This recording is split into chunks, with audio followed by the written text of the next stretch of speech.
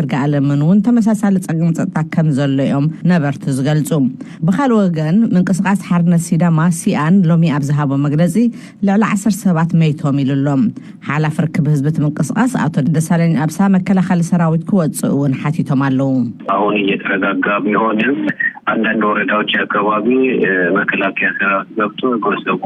እዚ እናተረጋጋ እንተኾነኳ ኣብ ሓደ ወረዳታት መከላኸሊ አትዩ ይጋጮ ስለዘሎ እቲ መከላኸሊ ሰራዊት በህጹጽ ነተኸባቢ ለቂቁ ወጽን እቲ ሕብረተሰብ ከዓ ናብ ዝነበሮ ሰላም ንኽመለስን ቦርድ ምርጫ ዝበሎ ነገር ብትዕግስቲ ተጸቢው ነቲ ኩነታት ተኸታቲሉ መሰሉ ከኽብር መልእኽቲ የመሓላልፍ ነበርቲ ተንጎንጽ ዝተፈጥረለን ከተማታት ግራ መንግስቲ ተወሳኺ ሓይሊ ኣትዩ ድሕንነት ህዝቢ ከኽብር እዮም ዝሓቱ ዘለዉ ዝበለ ሪፖርተርና ዮናታን ዘብዴዎስ ርእሰ ምምሕዳር ክልል ህዝብታት ደቡብ አቶ ሚልዮን ማቶ ብወገኖም በቲ ኩነታት ከም ዝጓሃዩ ብምግላጽ ህዝቢ ክረጋጋዕ ሓቲቶም ኣለዉ እቲ ሓይሊ ጸጥታ ብዝተፈለየ መልክዕ ክረአ የብሉን ውን ክብሉ ብምግላጽ ህዝቢ ኣብ ጎኑ ክኸውን ውን ብቴሌቪዥን ትኽልል ኣብ ዘመሓላለፍዎ መልእኽቲ ጸዊዖም ታይሉ ያደረገ ካለው እንቅስቃሴ ኮን አጠናክሮ እንዲቀጥል ማለት ነው ህዝቢ ሰላም ከባቢ ንመረጋጋጽ እቲ ኃይል ጸጥታ ይገብሮ መዘሎ ምንቅስቃስ ጎኒ አጠናኺሩ ክቅጽላሉ ዝብል ብዝተፈጥረ ጉድአት ካብ ልቢ ሐዘነይ ክገልጽ ደሊ ሽማግለታት ዓዲ መራሕቲ ሃይማኖታት ከምውን እቲ አመራርሓ ምስ መንእሰያት ተራኺቡ እጃሞም ክፍጽሙ ንጽውዕ ኮሚሽን ፖሊስ ትኽልል በወገኑ ነቲ ጸገም ኣብ ትሕቲ ቁጽጽር ናይ መውዓል ስራሕ ይስራሕ ከም ዘሎ ገሊጹ ብዛዕባ መይቶም ዝተባህሉን ዝዓነው ንብረትን የጻድ ከም ዘሎ ኣፍሊጡሉ ክብል ዮናታን ዘብዴዎስ ካብ ሐዋሳ ሓቢሩሎም በኻልእ ወገን ሪፖርተርና መለስካቸው አማሃ ኣብ አዲስ አበባ ንዋና ጸሓፊ ምንቅስቃስ ሓርነት ሲዳማ ሲአን አቶ ለገሰ ላንቃሁ አዘራሪቡ ኣብ ዝለኣኸ ጸብጻብ ካብ ትማሊ ጀሚሩ ኣብ ሐዋሳን ከባቢያን 20 ሰባት ከም ዝተቐትሉን ሓያለ ከም ዝቆሰሉን ገሊጾም ኣለዉ ይብል ነበርቲ ዞባ ምዕራብ ሸዋ ወረዳ ሜታውል ቅጤ መከላኸሊ ሰራዊትን አድማ በታኒ ኦሮሚያን ንዕጡቃት ግንባር ሓርነት ኦሮሞ ኦነግ ኣብ ጫካ ተቅልብ ኣለኹም እናበሉ ነቲ ሕብረተሰብ ይቅጥቅጥዎን የሳቂዎን ኣለዉ ክብሉ ንቪኤ ገሊጾም ኣብ ውሽጢ ክልተ ወርሒ 115 ሰባት ንዕጡቃት ኦነግ ተቅልቡ ኣለኹም ተባሂሎም ተኣሲሮም ውን ተባሂሉ ማሓዳሪት ወረዳ አቶ ተሾመ ጌታቸው ኣብዝሃዎ ምላሽ ኣብታ ወረዳ ጸጋም ሰላም ኣሎ ግን እቲ ጸገም ሰላም ኃይል መክበሪ ሰላም መንግስቲ ኣይኮነን ድሕር ምባል ቶም ዝተኣስሩ ሰባት ጉዳዮም ብሕጊ ክረአዩ ኢሎም ክትብል ፀሐይ ዳምጤው ካብ አዲስ አበባ ሓቢራ በኻል ዜና ኣብ ምዕራብ ጉጂ ሎሚ ውን ጸገም ጸጥታ ከም ዘሎ ነበርቲ ተዛሪቦም ነበርቲ ወረዳ ቀርጫ ቡሊ ሆራን መልካዝ ሶዳን ኦነግ ደግፍኩም በዝብል ኃይል ታጸጥታ ያስሩ ከም ዘለውን መንበር አባይቶም ይነድድ ከም ዘሎ ተዛሪቦም ኣብ ማሓዳር ዞባ ምዕራብ ጉጂ ግን ነቲ ጥርዓን ነጽገመሎ ይብል ገልሞ ዳዊት ካብ ናይሮቢ ብዝተኣሳሰረ ኣብ ማእኸል መሰልጠኒ ፖሊስ እንቀለ ዝርከቡ ገለ ዝተኣስሩ ውልቀ ሰባት بقولت مقبن أتحزن أبتعنهم سأقام يقاتمهم كم زلوا قليسهم منقستي بقولتف كساب فتحنا أتحزن أي محايش إلى مالو نا يورمو فيدرالس كونغرس بارتي أبالاتو كم تأثرون بزعبا أتحزهم قن مفلات كم تتسقمن حبيرو حلافي بيروس تاكل للأوروميا نايتهم أسرات أتحزا نزتل على قريتا نتسقم اللو يبل سبساب ناكور ملكان قداماي منستر إثيوبيا دكتور أبي أحمد أب إيرترا زكايلو ناي كلت معلتات ناي سراح مبصح فص إمام لومي 10 شعات حملة كلت شن 10 شعات ناب هاجرهم تماليسهم بريزيدنت إساياس أفورقي نما خاريوم عطو يمانه قبر أبن بناي برات ناي كبر سلام تافان يمهم كان علامة ناي زي ناي كلت معلت ناي سراح مبصح أمونغو إيرترا إثيوبيا نايز تفرم سممع سلام محزنة قداماي عامت مخنيات بمكبر أبز حلف عامت استسرح سراحة بمجمجم أبقى صالين نسرح حبراوي ناي لمعات مدبات نميات كم زخونة منستر فاينانس إثيوبيا أتو أحمد شدين في تزاري بمالو زرزرو الحزينة كنلوسينا ناي دبوب أفريكا بريزيدنت نبرو جاكوب زوما تفصيمو بزعبا زبهال قعزينا نهزبي بقلسي مسكرنت مهابهم تطاونو بار كم زوصنو قليسهم تبعاتات زوما لما عن تعرم كم زغلسوو عميلهم ميزاناوي بزيكون أقواب حطو يغربهم كم زلو يغلسوو رئيس كتما ليبيا تريبولي نموقصار كلتا تسابعاتي حيلتات تهاجر أبز تفعل أوان تبدأ بنفرتن كبيد براتنا تا كتما يعني والله ኣስታት 1,100 ሰባት ሞይቶም ልዕሊ 100,000 ድማ ተፈናቂሎም ኣለው ናይ ትሪፖሊ ወኪልና ሂዘር ሞርዶክ ሰበስልጣን እትውግእ ደው እንተዘይሉ ሊብያ ናብ ዝኸፈ ጥፋት ከብፅሓ ከም ዝኽእል ይዛረብሉ ትብል በትረ ስልጣን ከቅርቦ እዩ ሰበስልጣን ዕፃ ትሪፖሊ ኣብ ኣዝዩ ተኣፋፊ ደረጃ ከም ዝበፅሐ ይዛረቡ ኣብ ዝወርሒ ጥራይ ብሰንኪ ክልቲኦም ተጻባእቲ ሓይልታት ዘካይድዎ ዘሎ ውግእ ሓደ ማዓስከር ስደተኛታትን ሓደ ሆስፒታልን ብነፈርቲ ውግእ ከም ዝተወቅዑ እውን እቲ ዜና ይሕብር ከንቲባ ቹዋራ ትሪፖሊ حسين بن أتا كم زيبل أعتقد لو استمرت الحرب وتوسعت حتكون كارثة كبيرة إذا وجزي تسفحي وين تحايلوا مود وطفقاتي كبير طفقات دحرواي وجه ليبيا زتولع مراحي مبرقاوي منجست ليبيا إيلو نرأسو زجلس كليفة حفتر نتريبولي بحيلي كوكوت رأي إيلو دحري موتانيو أزازي أب تريبولي نايز عردن دقف حورات هاجرات زغسبن سراويت محمد قالوا قنا كم زبلا ناقص بالتأكيد واضح جدا حكومة نروح بو دقف أزيت حتيو محبرة سبع عالم أفلطو هيبنا لون تخونا وقنا أوارح قصيليو ناس زوبا برارا ونايت فترة منقستن سلاماويان سباتن حالوا أيرخبون بغلطيو قص كوينوم زواقو عطوقات سلامة سايت ليبيا إلنا أينا نواقع أزلنا يبلو كليفة هفتار نتريبولي انت تقوطاطيرو ليبيا أب تحت محدار حدا برتع سب كتودقيا إيلون كمز ساقوون ريتوم زهابو تنتنتي زاربو حدا بعال سلطان يونايتد ستيتس USS بوكسر تباهلا تسوعنا يونايتد ستيتس مركب حيل بحري اب ستريت هرموز نتنقساقس مركب حيل بحري سقات نزخونت سب ألبو نفارت درون إيران وقعا كم زودقتا أزينو تصر زخونا مرتعوه على يلوم زينا عبزي في السم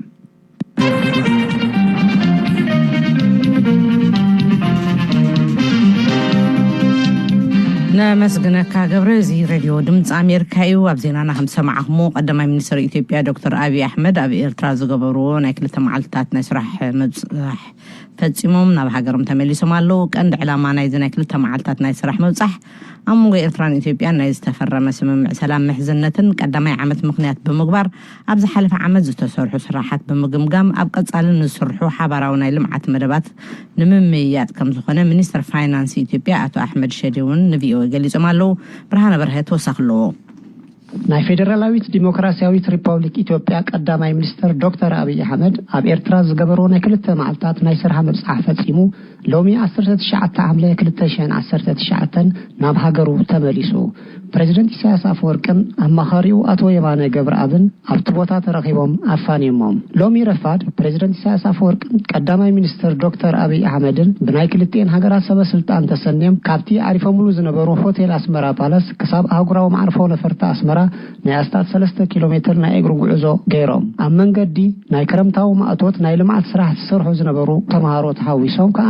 ንፈልሲ ዝኸውን ጉድጓድ ኩዒቶም ናይ ኢትዮጵያ ናይ ፋይናንስ ሚኒስተር አቶ አሕመድ ሽዴ ቀድሚ ምብጋሶም ኣብ ማዕርፎ ነፈርቲ አስመራ ምስ ቪኦኤ ኣብ ዝገበሮ ሓፂር ቃለ ምልልስ ቀንዲ ዕላማ ናይዚ ናይ ክልተ መዓልታት ናይ ስራሕ ምብጻሕ ኣብ መንጎ ክልቲአን ሃገራት ዝተኸተመ ስምምዕ ሰላምን ምሕዝነትን ቀዳማይ ዓመት ምኽንያት ብምግባር ንዝተሰርሑ ስራሓት ብምግምጋም ኣብ ቀጻሊ ክግበሩ ዘለዎም ጉዳያት ንምምያጥ ከም ዝኾነ ተዛሪቡ ንሱ ኣሲዒቡ እቲ ስምምዕ ክልቲአን ሃገራት ዓቕመን ኣዋሃይደንን ተቐራሪበንን ብሓባር ክሰርሓሉ ዘኽእለን ካብኡ ሓሊፉ እውን ኣብዚ ዞባ ሰላም ኣብ ምስፋሕ ዝለዓለ ኣበርክቶ ዝገበረ ታሪኻዊ ስምምዕ ከም ዝነበረ ተዛሪቡ ከፍተኛ ውጤት ያመጣ ሁለቱንም ህዝቦች በከፍተኛ ደረጃ የጠቀመ በቀጠናውም ሰላም በከፍተኛ ደረጃ አስተዋጽኦ ያበረከተና እቲ ስምምዕ ንክልቲኡ ህዝብታት ብዝለዓለ ዝጠቐመን ኣብ ውጽኢት ዘምፀን ኣብ ሰላም ናይ ዞባዚ ኣብ ኣበርክቶ ዝገበረን ብዙሕ ናይ ህዝብን ህዝቢ ርክብ ዝተፈላለዩ ናይ ሓባር ናይ ልምዓት ስራሓት ንምስራሕ ዝኽእሉ ስራሓት ዝተሰርሕሉ ዓመት እዩ ኣብ መንጎ ክልቲኦም ህዝብታትን መንግስታትን ብፖለቲካ ብሰላም ተቐራሪቦም ንምስራሕ ዓቕሞም ኣዋሃሂዶም ናብ ናይ ልምዓት ናይ ሓባር ስራሕ ንኽልውጡ ዓብይ ዕድል ዝፈጠረ ታሪኻዊ ስምምዕ እዩ ኢሉ እቶም ክልተ መራሕቲ ኣብ ዘትኦም ኣብ ልምዓታዊ ስራሓት ብዙሕ ስራሕ ክስራሕ ከም ዘለዎ ብምግንዛብ ኣብ ቀጻሊ ኣብ ናይ ትሕተ ቅርጺ ወደብን መጓዓዝያን ካብኡ ሓሊፉን ህዝብታትን ሃገራትን ናይ ዞባዚ ንምትእስ ብምሕሳር ኣብ ዘኽእሉ ጉዳያት ዕውት ዘተን ምይጥን ከም ዘካየዱ ናይ ኢትዮጵያ ፋይናንስ ሚኒስተር አቶ አህመድ ሽዴ ተዛሪቡ። በአሰብ ኮሪዶር እንዲሁም በመሰዋ ኮሪዶር በሌሎችም አካባቢዎች የጋራ መሰረተ ልማት ለማልማት የሚቻልባቸው አካሄዶች ላይ ውይይት ተካሂዷል። ኣብ ዓሰብን ምጽዋዕን ኮሪደራትን ካልኦት ከባቢታትን ናይ ሓባር ልምዓት ንምክያድ ኣብ ዘኽእሉ ከይድታት ዘተ ተኻይዱ። ኣብ አቪዬሽን በሓባር ንምስራሕ ኣብ ናይ ካርጎ ሰደድን ናይ ህዝቢ መጓዓዝያን ብዝሓየለ ንምጥንኻር ዘተ ተኻይዱ። ከምኡውን ኣብ ዞባዚ ብፍላይ ከዓ ህዝብታትን ሃገራትን ቀርኒ ኣፍሪቃ ዘተኣሳስር ስራሓት ኣብ ቀጻሊ ንምስራሕ ኣብ ዘኽእሉ ጉዳያት ኣዝዩ ውፅኢታዊ ዘተ ተኻይዱ። ነቲ ዝተጀመረ ናይ ሰላም ጉዕዞ ብዝያዳ ዝሐየል ስምምዕኡ ተበፂሑ ክበሃል ይከኣል ኢሉ። ትማሊ 18 ሓምለ ክልቲኦም መራሕቲ በሰበስልጣን ክልቲአን ሃገራት ተሰንዮም ኣብ ከባቢ ኣስመራ ሰይዲሽን ኣብ መስመር ነፋሲት ደቀ ምሓረን ዝስራሕ ዘሎ ናይ መስፋሕ ጽርግያን ቢንቶታትን ንጥፈታት ተዓዚቦም። ሚኒስተር ፋይናንስ ኢትዮጵያ አቶ አህመድ ሽዴ፣ ዳይሬክተር ቤት ጽሕፈት ቀዳማይ ሚኒስተር ዶክተር ሽመቴ ግዛውን፣ ዋና አካሄድ ስራሕ መንገዲ አየር ኢትዮጵያ አቶ ተወልደ ገብረ ማርያምን ምስ ቀዳማይ ሚኒስተር ዶክተር አብይ አህመድ ናብ ኣስመራ መጽኦም ነይሮም። ኤርትራን ኢትዮጵያን ቅድሚ 1 ዓመት ብ9 ሓምለ 2018 በ5 ዓንድታት ዝቆመ ስምምዕ ሰላምን ምሕዝነትን ከም ዝኸተማ ይፍለጥ። ብርሃነ በርሀ ንድምፂ አሜሪካ ካብ ኣስመራ።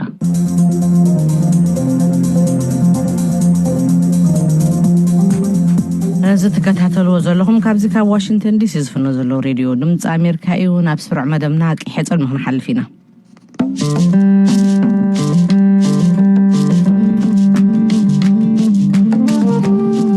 ከመይ ቀኒኹም ዕዱማት ቂሕፅልሚ ንሲልቫና ማሕሪ ዓዲመያ ኣለኹ። ብዛዕባ ከካትዕ ዝቐነየ ሕቶ መምርዓው ወዲ ኣስመራ እውን ሓቲተያ ኣለኹ።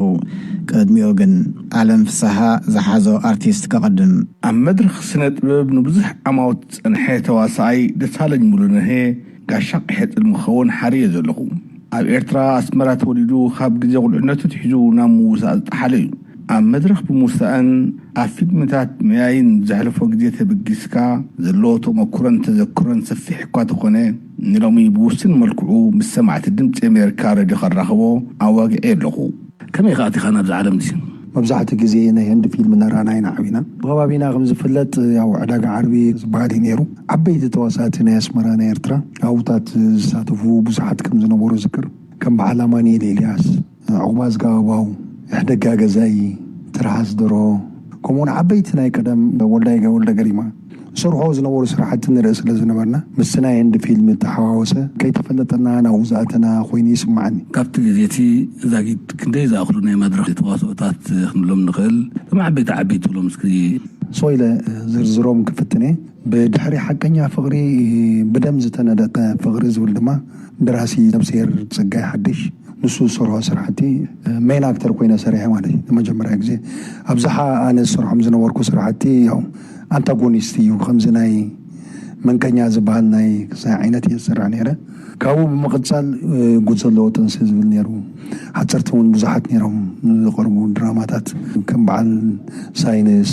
ቀላሊዓ፣ ኣይግዱ፣ ኣይ ዓጅባ፣ ኣቦሳ ይርገም እንዶ ዝብሉ ሓፀርቲ ድራማታት እውን ብርከት ዝበሉ ድራማታት ናይ ምስራሕ ድራይበ ኣብ 80 ዓመተ ምህረት ካብ አዲስ አበባ ብዝመፁ ከየንቲ ስልጠና ተዋሂቡ ነይሩ። 6 ወር ዝኣክል ስልጠና ወሲድና ብዓብይ ደረጃ ስራሕና ስራሕቲ የህይወት ጉባኤ ዝብል ድራማ እውን በአማርኛ ዝተሰርሐ አሁን ተሳተፋይ ነይረ። እዚ ድሕሪ ምስራሕ ብፔተጎ ተማሃሮ ዝተሰርሐ ድራማ ነይሩ። ዓብይ ኣድናቆት ዝረኸበን ዓብይ ሽም ዝረኸበን ድራማ ናይ መድረኽ እዩ። ብጣዕሚ ደስ ዝብል ድራማ ነይሩ ክብል ይፈቱ ማለት እዩ። እስኪ ኣብ ስራሕካዮም ፊልምታት ምናልባት እውን ዝብለካ ብፍሉይ ኣብ ውሽጥካ ዝሓድረ ናይ ገፀ ባህሪ ዲያሎግ እንተሃልዩ እስኪ ኣስምዐኒ። ብዙሕ ኣድናቆት ካብ ዝረኸቡ ኩሎም ድራማታት በተለይ ምስ በሪቃ ዝተሓዘ ንዓበና ምስ ከድና ዝተሰርሐ ስራሕ ስለ ዝኾነ ናይ በሪቃ ትዝታታት በምንም ተኣምር ኣይርስዖምን። ሽዑ ምስ በዓል ሳምሶም ዘኬ ሰራሕናዮም ስራሕቲ ስለ ዝነበሩ ናይ ፊውዳል ስርዓት ዘንፀባርቕ ምስሊ ክነት ዝተተሓዘ ስለ ዝነበረ ምናልባት ሽዑ ዝዝክራ ሓንቲ ዲያሎግ ኣላ።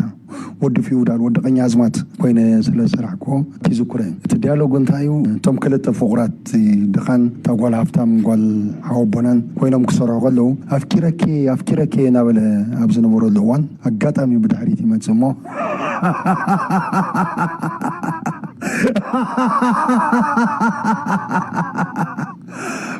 أفكركي دخاده فكريو دخاده عبينا يركب تبوق حملي كما إلى ترف مرف يبلع عمبر دخا فقري حزو زبل يذكر من الوقت بس نويح جزي نيشي كان شبه ذكر كوز رجع ናብ ትግራይ ምስ መጻኻውን ካብቲ ማኣዲ ረሓቃን ኣብ ብዙሓት ናይ ፊልም ስራሕቲ ኣብ ገለገሊኦም ምእላይ ሓዊስካ ኣብ ገለገሊኦም እውን ቀን ተዋሳኢ ኮንካ ሰሪሕኩም ስራሕኸውን ሓበሬታ ኣለኒ እሞ እስኪ ያው ኣብ ትግራይ መፂና ስራሕናዮም ናይ መድረክ ስራሕቲ መጀመርያ ዕድመ ዝብል ድራማ እውን ምስ ኤችኣይቪ ዝተታሕዘ ስራሕቲ ካብኡ ምቕፃል ምስ ፀጋይ ሓድሽ ፍታው ዝብል ድራማ ካብኡ ቀፂልካ ግን ናብ ፊልምታት ኢና ሰጊርና ማለት ሽዑ ስራሕናዮም ፊልምታት ያው ክጅምር እንተኮይና ሕጂውን ያው ብኣኻዝ ትደርሰት ዝኩርያ ከባዕና ኣላዕሳ ዝብል ናይ ደርጊ ኢሰፓውያን ዝገብሮ ነበሩ ስርዓት ንሱ ዘንፀባረቐ ስርዓት እውን ብፊልም ደረጃ ሰሪሕና ኢና ማለት እዩ ድሕሪኡ ስሉብ ስብእና ዝብል ናይ ታደሰ ወራውን ኣብ ከባቢ ሽረ ዝተሰርሐ ስርዓት እስሙ ኢለ ክዝክሮም ከለኹ ጦፈኛ ዝብል ድራማ ነይሩ ምታታዊ ቀሲስ ዝብል ናይ ፊልም ስርዓቲ ነይሩ ሰለስተ ፊደላት ዝብል ናይ ፊልም ስርዓቲ ነይሩ ብርክት ዝበሉ ስርዓቲ ክንሰርሕ ድርኺብና ኢና ማለት እዩ ብፍሉይ ትዝክሮም ሰባት ሃልዮም እስኪ መዘከርያ ምክንያት ብፍሉይ ዝዝክሮም ሰባት ያው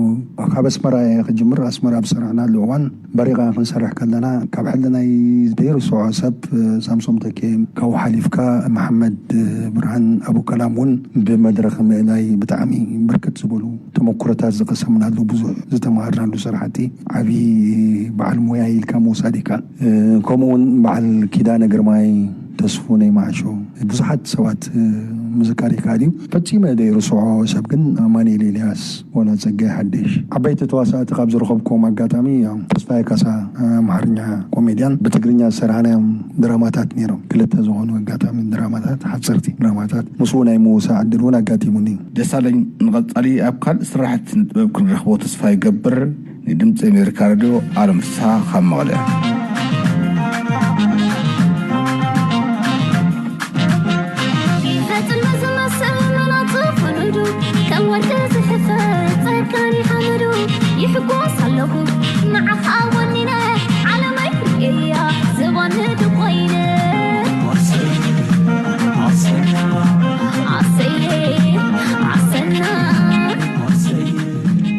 መንእሰይ ስነ ጥበባዊት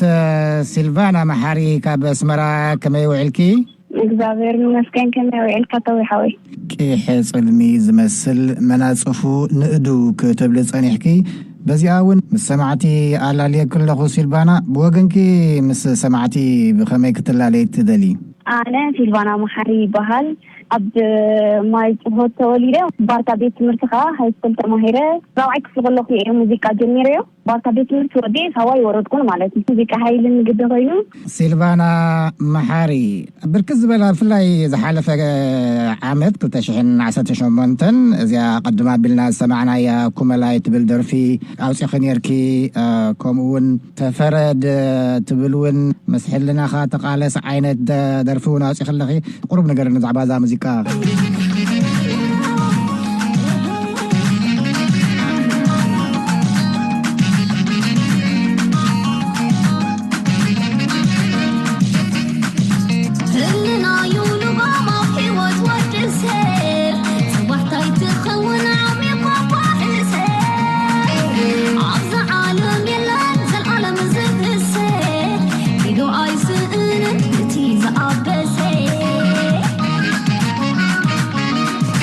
حراي سيلفانا زي درف انت تبزلاس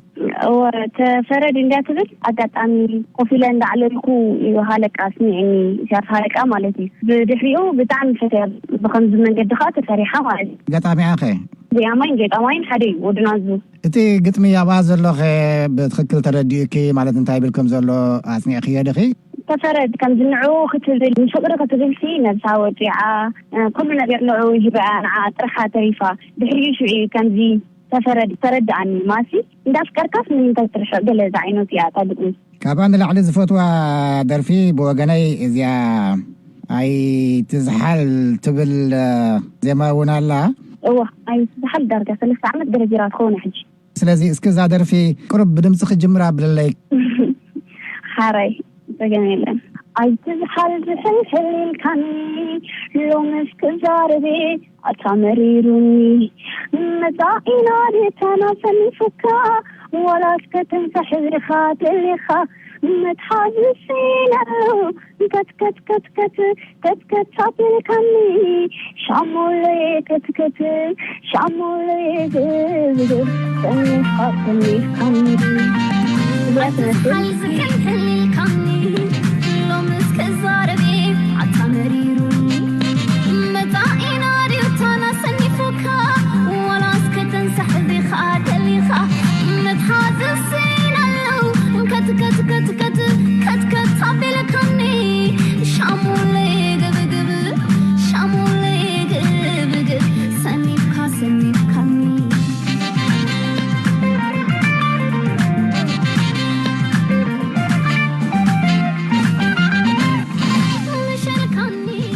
تعمت موسيقى سيلفانا محاري كم ياخد فتو يا صغير والله أنا فتو أيوة حراي سيلفانا حجنا بحد حتى غناتو تحطو معلومات تصبيقية تغني بحد قرب أزرارابي قداي كتلا عالقني خلقي نسخة اب تلفزيون اب ذهب كيك على متأيق ود سمرا زفوتو زبل ملختي استفلالية ترقمكو وهابو قنيمو السخي انت اخذ بالكي انت اخذ بالكي مجمرتا انتي نمبالغي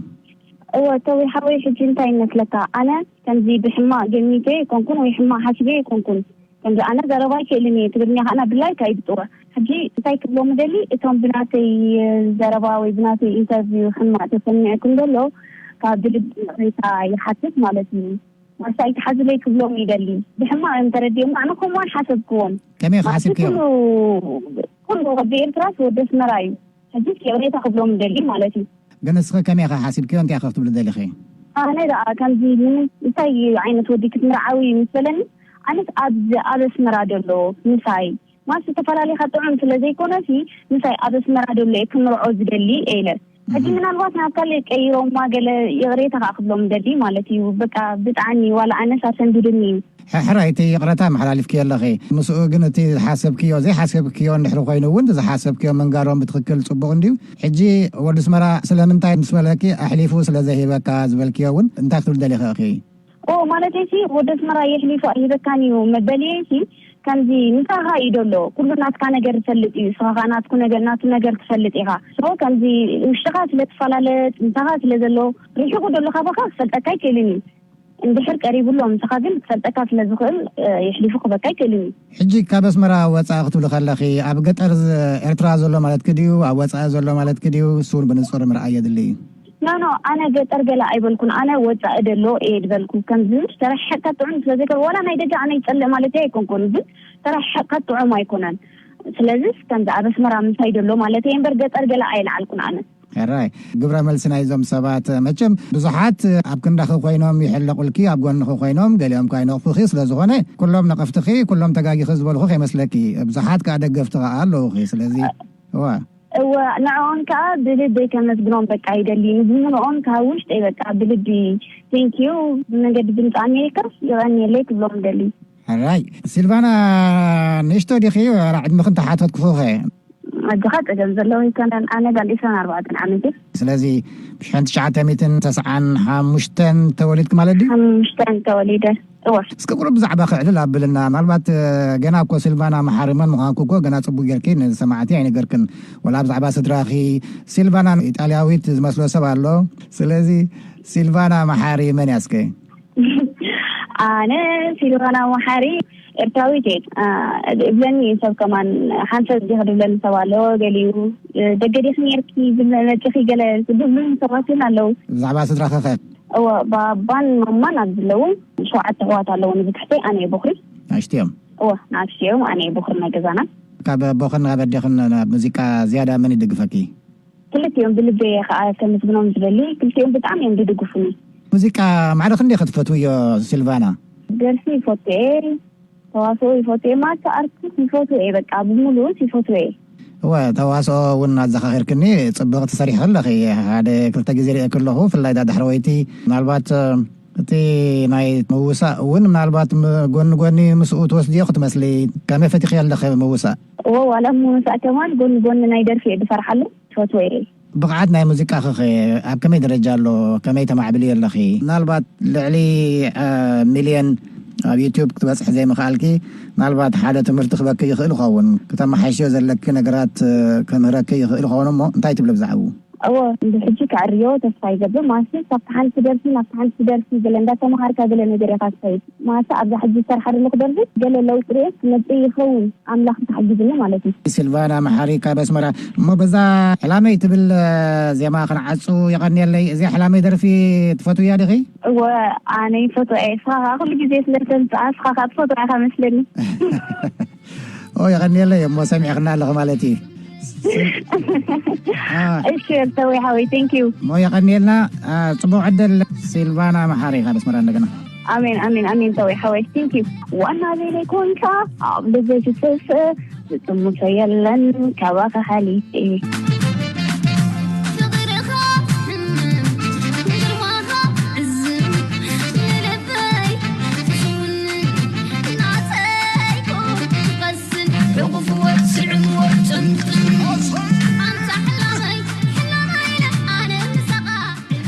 ክንከታተሎ ፀናሕና ስሩዕ መደብና ቀይሕ ፅልሚ ነይሩ ሕጂ ከዓ ናብ ርእቶታትኩም ክንሓልፍ ኢና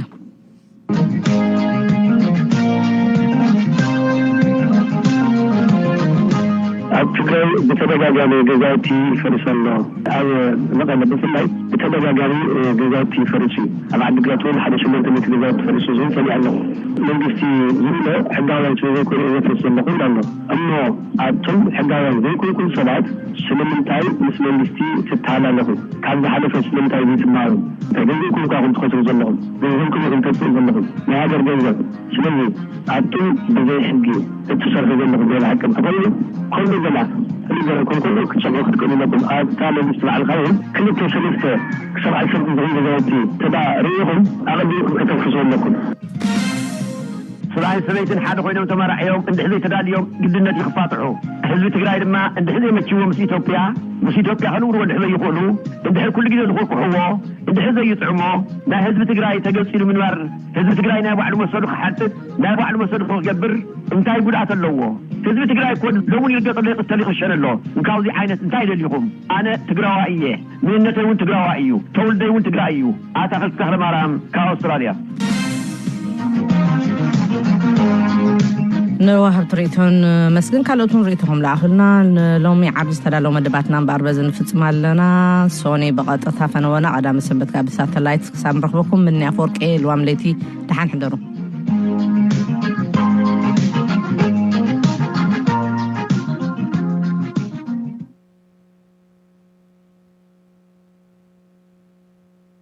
This program has come to you from the Voice of America, Washington. This is VOA News. I'm Liz Palka.